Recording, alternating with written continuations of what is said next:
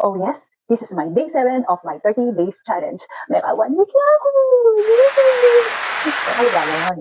Yes, I am very happy and thank you very much for following me and for watching my videos. Thank you for being my accountability partner. Wala mo ka pinagpamo niya. Pag-doubt ko kay sarili ko.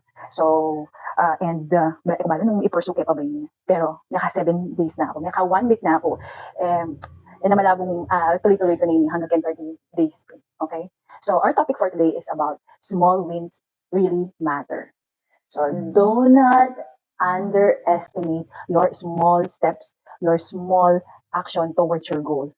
Apin ita, yung mag-push kaya kayo or apin ta in kaya kayong maging susi para tuloy-tuloy ing maragul dawan niya pang malaki. Tapos hanggat ditak-ditak ayo balo papunta na ko kaya kayong biggest why and biggest dream. Okay? So, gawin niyo ko. Naka-1 week na ako.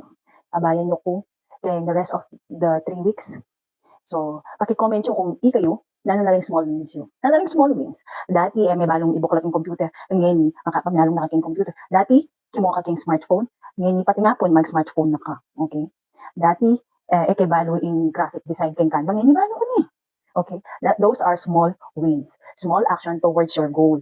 So, if I were you, nung may pa-umpisan yung plano mo, umpisan mo niya. Pakalatin niya pa, matang ka mabibigla. Okay? Sabi natin, malayo pa, pero malayo na. Our key takeaway for today's topic is acknowledge your small wins, acknowledge your small steps towards your goal. Okay? Kasi that small steps is one step going to your big goals. So, dati masakit kaya ka, ngayon okay na. Lalagpasan mo nitang sakitan natin. Dati mo kapangan, pero ngayon pwede mo nang every other day. Makanita in habit. And that's it for today. This is Camille, your imaterang mom, na magsabi na acknowledge your small wins and do not underestimate your small actions going towards your biggest goal and biggest why. Ikita mo po pa si Bayo bukas kay ikawalo ka doon na kanakong challenge and nakatunda ka na salamat kay pamanyan tabi niya tapo king Bayong ge ing bagong pag-asa. Thank you very much.